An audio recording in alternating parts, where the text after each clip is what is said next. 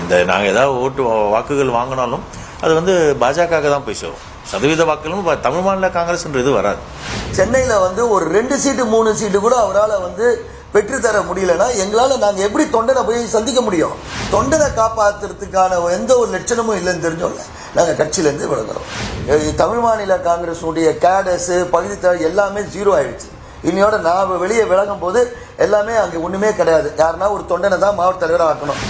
ஒரு ரெட்டலையில் நின்று 2021 நின்றுட்டு பேருக்கு கவுன்சிலர் வரும்போது ஒரு கவுன்சிலர் சீட்டு வாங்காதவர் இன்னைக்கு தாமரை சின்னத்தில் நிற்கிறது தவறு கிடையாது, அலைன்ஸ் தவறு கிடையாது.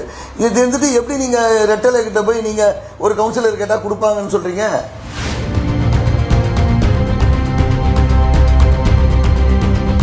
நான் காஞ்சிபுரம் மாவட்ட தமிழ் மாநில காங்கிரஸ் கட்சியோட மாவட்டத்தில் இருக்காங்க. சார் வந்து பிஜு ஜாக்கோ வடசென்னை மாவட்டத்தில் இருக்கார். நாங்கள் 2 பேரும் இன்றைக்கி தமிழ் மாநில காங்கிரஸ் கட்சியினுடைய அடிப்படை உறுப்பினர் மற்றும் அனைத்து பொறுப்பில் இருந்து விலகிக்கிறவங்க ராஜினாமா செஞ்சிட்டோம். கட்சியுடைய அடுத்த கட்ட வளர்ச்சி உண்டான பாதையில் போகிற மாதிரி எங்களுக்கு தெரியல. அதனால் மேற்கொண்டு அந்த கட்சியில் பயணிக்க வேண்டாம்னு சொல்லி நாங்கள் ராஜினாமா பண்ணிட்டோம். இந்த வளர்ச்சி இல்லைன்னா எதை வச்சு நான் சொல்கிறீங்க? ஏன்னா ஒரு பெரிய ஒரு கூட்டணியில் போய் இறங்கியிருக்காரு. ஆனால் வந்து 5 தொகுதியிலும் வந்து ஒரு சின்னத்தை வந்து பாஜகவோட சின்னத்தில் அப்படிங்கிறது ஏன் எந்த இடத்துல உங்களுக்கு விலகக்கூடிய எண்ணம் வந்து இருக்காங்க? கட்சியுடைய வளர்ச்சி ஒவ்வொரு தேர்தலில் ஒரு சின்னம், கட்சிக்குன்னு ஒரு தனி அங்கீகாரம் வேணுங்க. அந்த அங்கீகாரத்துக்கு உண்டான சூழலே இல்லாமல் போயிட்டே இருக்குது. ஃபஸ்ட்டு கட்சியுடைய அங்கீகாரம் வேணால் நம்பர் ஆஃப் ஓட்டு பர்சன்டேஜ் இன்க்ரீஸ் பண்ணணும். அந்த ஓட்டு பர்சன்டேஜ் இன்க்ரீஸ் பண்ணால் அது எப்படி பண்ணணும்? வெற்றி தோல்வியே தேர்தலில் வந்து யாருமே வந்து 100% நாங்கள் வெற்றி அடைஞ்சிரோன்னு சொல்ல முடியாது. வெற்றியும் தோல்வியும் மாறி மாறி இருக்கும். பட் அந்த கட்சியுடைய ரெகக்னைசேஷன் வேணும். அதுக்கு வந்து நம்ம எப்படி போட்டியிட்டால், எந்த கூட்டணியில் போட்டியிட்டால் நமக்கு அதிக தொகுதிகள் கிடைக்கும், எந்த வேட்பாளர் நிப்பாட்டினா அதிக வாக்குகள் பெற முடியும், அந்த சூழ்நிலையை உருவாக்கிதான் அப்போ தான் வந்து ஒரு கட்சி ஒரு அங்கீகாரம் கிடைக்கும். அந்த மாதிரி முடிவுகளாக இருக்கிற மாதிரி தெரியல. இப்போ நாங்கள் ஏதாவது வாக்குகள் வாங்கினாலும் அது வந்து பாஜக தான் போய் சேரும். சதவீத வாக்குகளும் தமிழ் மாநில காங்கிரஸ்ன்ற இது வராது. அதுதான்.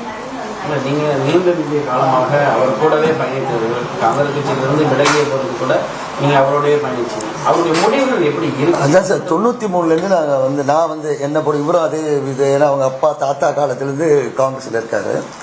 என்னை பொறுத்த வரைக்கும் நான் 93லேருந்தே இளைஞர் அணியிலேருந்தே இருக்கேன். பெரிய ஐயா வந்து 96ல் வந்து கட்சியை வந்து தமிழ் மாநில காங்கிரஸ்ன்னு தொடங்கும்போது அன்றைக்கும் அவர் கூட தான் அவரோட பயணித்து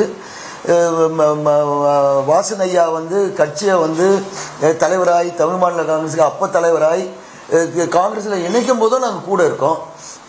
2014 நாடாளுமன்ற தேர்தல் வந்து வரும்போது என்னை வந்து அவர் பரிந்துரை பண்ணி நாடாளுமன்ற வேட்பாளராக வடசென்னைக்கு கொடுத்தாரு. அதுவும் நாங்கள் இல்லைன்னு சொல்லலை. அதுக்கப்புறம் வந்து அவர் கூட தான் நாங்கள் பயணிச்சுட்டு இருக்கோம். 2014 தனி கட்சி தொடங்கும் போதும் அவர் கூட தான் நாங்கள் பயணிச்சுட்டு இருக்கோம். 2014 மக்கள் நல கூட்டணின்னு வரும்போது அன்றைக்கி ரெட்டலை சின்னத்தில் வந்து அம்மா ஜெயலலிதா அவர்கள் வந்து 10 சீட்டுக்குள்ளே தான் கொடுப்பேன்னு சொன்னாங்க. ரெட்டலையில் நிற்க சொன்னாங்க. அன்றைக்கி நாங்கள் நிற்க முடியாது, நம்ம தனியாக நிற்கணும்னு சொல்லிட்டு மக்கள் நல கூட்டணின்னு தொடங்கும்போது 29 தொகுதியும் தனியாக இருந்து அதுக்கு வந்து ஒரு சின்னத்தில் இருந்து அப்போவும் எல்லா தொகுதியிலையும் தோற்றோம். நானும் அதில் ராயபுரம் தொகுதியில் தோற்றேன். அதுக்கப்புறமும் அவர் கூட இருந்து நம்ம பயணிச்சுட்டு தான் இருக்கோம். 2021 அவர் வந்து ரெட்டலையில் நிற்கணும்னு சொன்னாங்க. தமிழ்நாடு எலெக்ஷன்னால ரெட்டலையில் நிற்கிறாரு. அதுக்கப்புறம் வளர்ச்சி அடைவார்னு சொல்லி ரெட்டலையில் இருந்தோம். அதுக்கப்புறம் கவுன்சிலர் எலெக்ஷன் வரும்போது ரெட்டலையில் வந்து எந்த ஒரு சென்னையில் ஒரு சீட்டு 2 சீட்டு கொடுக்குறாங்க. சென்னையில் அந்த கவுன்சிலர் தேர்தலில் ஒரு கவுன்சிலர் சீட்டு கூட கொடுக்கல. ஒரு கட்சியினுடைய தலைவர் சென்னையில் வந்து ஒரு 2 சீட்டு 3 சீட்டு கூட அவரால் வந்து பெற்றுத்தர முடியலன்னா எங்களால் நாங்கள் எப்படி தொண்டனை போய் சந்திக்க முடியும்? இன்றைக்கு 2024 அவர் வந்து நாடாளுமன்ற தேர்தலில் வந்து தனி சின்னம்னு சொல்லி சைக்கிளில் நின்றார் 2 தொகுதியில். சரி, அது நியாயமானது. அன்னைக்கு வந்து தாமரையில் இருந்தால் கூட அது நியாயப்படுத்திக்கலாம். ஏன்னா அது வந்து நாடாளுமன்ற தேர்தலில் நியாயப்படுத்திக்கிறதுக்கு முடியும். இன்றைக்கு வந்து சட்டமன்ற தேர்தலில் வந்து ஒரு தாமரை சின்னத்தில் நிற்கிறாருன்னு சொன்னால் அதுவும் ஒரு 3 அது வந்து 3 அமைச்சர்கள் இருக்காங்க. தோக்கிற தொகுதியாக தான் இருக்கும். அதுக்கப்புறம் 2 தொகுதியும் அதுவும் வந்து அப்படி தான் இருக்கும்.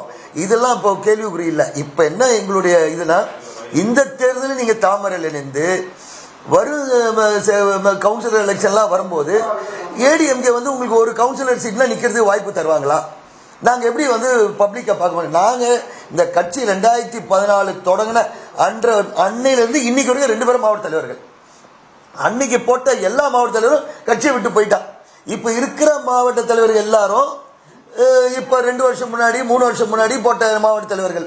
14 வருஷமா இருக்கிறவங்க ஒரு 5-6 பேர் தான் இருப்பாங்க. அந்த 5-6 பேர்ல ஒரு 2 பேரும் நாங்க எங்களுடைய சொந்த உழைப்பினால் சம்பாதிச்ச காசுல தான் இந்த கட்சியில இருக்கமே தவிர, எங்களுக்கு இந்த கட்சியில ஒரு அவருடைய அன்புனால இருந்தமே தவிர, ஆனால் அவருடைய அன்பு ஒரு தொண்டனை காப்பாற்றுறதுக்கான எந்த ஒரு லட்சணமும் இல்லைன்னு தெரிஞ்சோம்ல நாங்க கட்சியில இருந்து விலகுறோம். நீங்க காங்கிரஸ் கட்சியில பயணிச்சுட்டு இருந்தீங்க, அப்படியே அவர் கூட்டணி வைத்தது எல்லாமே எதிர் சித்தாந்தம் உடைய ஒரு கட்சியோட பாஜகவோட கூட்டணி எப்படி நீங்க ஏத்துட்டு இருந்தீங்க? ஏன்னா அவருக்காகவே கட்சியில பயணிச்சுட்டு இருந்தீங்க. அது இப்போ தலைவரை நம்பி நாங்க வந்துட்ட பிறகு அது காங்கிரஸா அந்த கட்சியா நாங்க பார்க்கல. தலைவர் ஒரு முடிவு எடுத்து வந்துட்டாரு.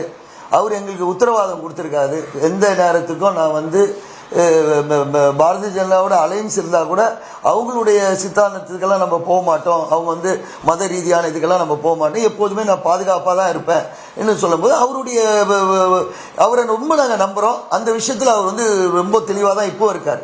பட் இன்னைக்கு அவர் தாமரை சின்னத்தில் நிற்க வேண்டிய சூழ்நிலையே இல்லை, கிடையாது. ஒரு தொண்டன் கூட தொண்டங்கிட்ட ஒரு பொதுக்குழுல ஒரு அங்கீகாரம் பெற்று நான் சொன்னேன்னு சொன்னா பரவாயில்ல. ஒரு தொண்டனும் அவருக்கு அந்த அங்கீகாரமே கொடுக்காத ஒரு அங்கீகாரத்தை அவரே ஒரு அங்கீகாரமா ஏத்துக்கிட்டு எல்லாரும் நான் சொல்றதை கேட்கணும்னா 2 வருஷம் 3 வருஷம் முன்னாடி மாவட்ட தலைவராக வந்தவங்க ஏத்துக்கலாம். நாங்க அவரை நம்பி டே 1லேருந்து இன்னைக்கு வரைக்கும் மாவட்ட தலைவராக இருக்கோம்னா நாங்கள் அதை ஏற்றுக்கிட்டு அவர் கூட திருப்பியும் பயணிக்கிறது தொண்டனுங்களை நான் ஏமாத்துற மாதிரி ஆகிடும். ஏன்னா பல கோடி ரூபா கட்சிக்காக செலவு பண்ணுவேன் தவிர திருப்பியும் செலவு பண்ணிக்கிட்டே இருக்கிறது எனக்கு செலவு பண்ணுறது மட்டும் இல்லை, நம்ம ஆடு அண்டு மணி அது மட்டும் இல்லை, தொண்டனுக்கு கொடுத்தா கூட ஒரு கல்யாணத்துக்கு போய் கொடுத்தா கூட அவன் நல்லா இருக்கணும்னு கொடுக்குறோம். அவனுடைய ரத்தத்தை உறிஞ்சி அவன் டைம் வேஸ்ட் பண்ணி அவனுக்கு தவறான ஒரு இது நான் கொடுக்க விரும்பல. அதனால அவர்கிட்ட இருந்து நாங்கள் விலகிக்கிறோம். தாமரை சின்னத்துல தான் போட்டியிடணும்னு சொன்னதுக்கு அப்புறம் மாவட்ட தலைவர்களாக உங்கள்கிட்ட இந்த முடிவுகள் பற்றி விவாதிச்சாரா? முடிவுகள்லாம் எப்படி தனிப்பட்ட முறையாவே இருக்கும்? நேத்து அவர் லாஸ்ட் மினிட்ல அங்க போய் சைன் பண்ணும்போது கூட யாருக்கும் தெரியாது அவர் தாமரையில நிக்கிறாருன்னு.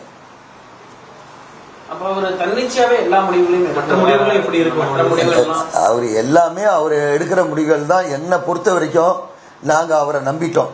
ஆனா எங்களை நம்பி இருக்கிற தொண்டர்களை நாங்க ஏமாத்துறோம். அந்த ஏமாத்துக்கு அவரு சொன்னதை வச்சு நாங்க ஏமாத்திட்டு இருக்க விரும்பல. நான் திருப்பியும் இப்ப என்னுடைய மாவட்டத்தை பொறுத்த வரைக்கும் தமிழ் மாநில காங்கிரஸுடைய கேடஸ் பகுதி எல்லாமே 0 ஆயிடுச்சு. இன்னையோட நான் வெளியே விலகும் போது எல்லாமே அங்கே ஒண்ணுமே கிடையாது. யாருன்னா ஒரு தொண்டனை தான் மாவட்ட தலைவராக ஆக்கணும், அது சும்மா பேர் நேம் சேக்குக்கு ஆக்குவார். ஆனால் அங்கே கிரவுண்டே கிடையாது, கிரவுண்டு போயாச்சு. அவருக்கு வேணுமா அவருடைய ஃபேஸ் வேலைக்கு வேணுமா ஓட்டு போடுறதுக்கு மக்கள் இருக்கலாம், பட் கேடஸாக போய் ஓட்டு கேட்டு வாங்கி கொடுப்பதற்கு ஒரு கேடஸும் கிடையாது என்னை பொறுத்த வரைக்கும். என் மாவட்டத்தை அவர் மாவட்டமும் ரொம்ப ஸ்ட்ராங்காக இருக்கிறவர்.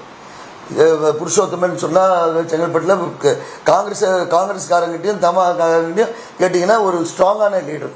நாங்கள் 2 பேரும் வெளியே வரோன்னா எங்களுக்கு மனசு ஒரு முடியல இனிமேல் கண்டினியூ பண்ணுறதுக்கு. ஓப்பனாக நம்ம சொல்லிடணும். மீடியா கேட்டதுனால நாங்கள் சொல்கிறோம். ரொம்ப பேர் கேட்டாங்க, சொல்கிறோம் வாங்க எங்களுடைய ஏன் நாங்கள் ரிசைன் பண்ணோம். ஏன்னா நாங்கள் மெசேஜ் லெட்டர் அனுப்பிச்சிருந்தோம். அதுக்கு அவங்க சொன்னாங்க மீட் பண்ணலாம், அதுக்காக நாங்கள் இந்த பேட்டி கொடுக்குறோம். அவருடைய சொந்தமாக எடுக்கிற முடிவாக தான் இருக்குமே தவிர யுனானிமஸ் முடிவு எடுக்கவே மாட்டார். அது நாங்கள் ஏற்றுக்கிட்டு தான் அவர் கூட இருக்கோம், அது அடுத்த விஷயம். பட் திருப்பியும் அவங்க கேடஸை ஏமாத்தணும்னா அது ரொம்ப கஷ்டம். இனிமே ரொம்ப கஷ்டம். ஏன்னா ஒண்ணுமே இல்லை, குறைஞ்சிக்கிட்டே வருது கேடஸ். இந்த கட்சியை எதிர்கட்சியோ வேற யாரோ வெளியிலிருந்து அழிக்க வேண்டாங்க. நாங்கள் எடுக்கிற முடிவுகளே கட்சி தேஞ்சிட்டு வருது. புதுசா நாங்க போய் ஒருத்தர் போய் இந்த கட்சியில உறுப்பினர் சேர்க்கறதே கஷ்டமா இருக்கு, சேர்க்க முடியல. இருக்கிற தொண்டர்கள் பதில் சொல்லும். இருக்கிறவனே ஏமாந்துட்டு இருக்க மாதிரி ஏமாத்துற மாதிரி எங்களுக்கு ஒரு தோன்றுது. பெரியய்யா தொண்டர்களை அரவணைச்சு அவர் லீடர் எதிர்த்து எல்லாரையும் கட்டுக்கோப்பா வச்சிருந்தாரு.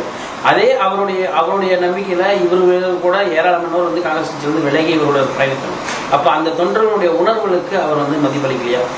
அதுதான் எல்லாருமே போயிட்டாங்க. இப்போ நான்லாம் லாஸ்ட் பர்சனாக நினச்சிக்கோங்க. இப்போ இன்னும் இருக்கிறவங்க எல்லாம் ஏதோ வயசானவங்க, இல்லைன்னா சும்மா அந்த பதவி கிடைச்சோன்னா மாவட்டத்தில் ஏதோ ஒரு சும்மா பதவி கிடைச்சது. நாங்களாம் அப்படி வந்தவங்க கிடையாதுங்க. நாங்கள் ஒரு கேடர் பேஸ் ஒரு இதாக வந்தவங்க. நாங்களாம் வந்து அகில இந்திய செயலாளருக்கு வந்து இப்போ ராகுல் காந்தி கிட்ட இது எலெக்ஷன் இதுக்கு இப்போ இது தேர்ந்தெடுக்கும் போது அந்த கமிட்டியில் அந்த இதில் போய் உட்காந்த ஆள் நான். அது 2008 நான் ராகுல் காந்தி முன்னாடி செலெக்ஷனில் உட்காந்த ஆள் நான். அன்னைக்கு என்ன சூழ்நிலை அந்த அம்மாவுக்கு கிடைச்சதுன்னு அது அடுத்த விஷயம். ஜோதிமணிக்கு அன்றைக்கி கிடச்சதுன்னா அது அடுத்த விஷயம். எப்படி கிடச்சதுன்னு அது எனக்கு சொல்ல வேண்டிய அவசியம் இல்லை. அன்றைக்கி கிடைக்கலன்னு சொல்லிட்டு வருத்தப்படல. ஐயாவுடைய விசுவாசப்படி ஐயா கூட வந்துட்டோம் நாங்கள். இன்றைக்கி வரைக்கும் எந்த ஒரு வருத்தமும் கிடையாது. ஆனால் இனிமேல் நம்ம தொண்டனுக்கு வந்து ஒன்றுமே பண்ண முடியாது. ஒரு ரெட்டலையில் நின்று 2021 நின்றுட்டு பேருக்கு கவுன்சிலர் வரும்போது ஒரு கவுன்சிலர் சீட்டு வாங்காதவர் இன்னைக்கு தாமரை சின்னத்தில் நிற்கிறது தவறு கிடையாது. அலைன்ஸ் தவறு கிடையாது. இது இருந்துட்டு எப்படி நீங்கள் ரெட்டலை கிட்ட போய் நீங்கள் ஒரு கவுன்சிலர் கேட்டால் கொடுப்பாங்கன்னு சொல்கிறீங்க? ஒரு சீட்டு கூட அவங்க கிட்ட இனிமேல் எதிர்பார்க்க முடியாது. ஒரு தொண்டனுக்கு வாங்கி கொடுக்க முடியாது.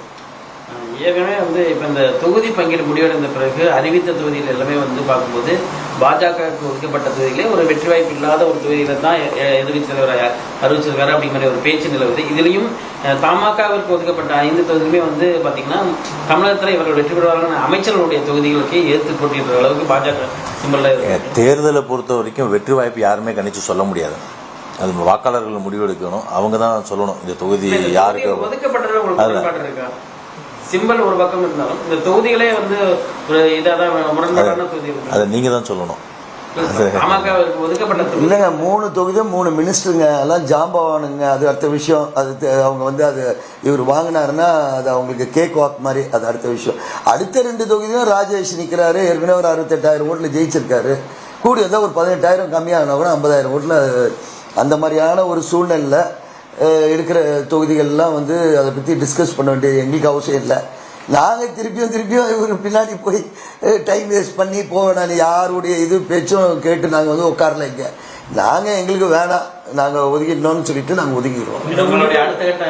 ஒன்றும் இல்லை, எங்களுக்கு வந்து விட்டா போதும். இப்போ வேலை அதெல்லாம் நாங்கள் இன்னும் முடிவே எடுக்கல. நாங்கள் எங்களுக்கு வாய்ப்பு கிடைக்கும் போது நாங்கள் எங்களுடைய சூழ்நிலைக்கு ஏற்ற மாதிரி நாங்கள் போவோம். அவரோட முடிவுகள் சம்பந்தமா அவர்கிட்ட நீங்க பேசுனீங்களா? அவர்கிட்ட பேசினா எங்களை ஒரு காஃபி கொடுத்து சந்தோஷமா பேசி அனுப்பிச்சிடுவாரு. அவருடைய முடிவெல்லாம் எங்ககிட்ட சொல்ல மாட்டாரு. அவர் முடிவு அடுத்த ரேங்க்ல இருக்கிறவருக்கே கரெக்டாக போய் சேராது.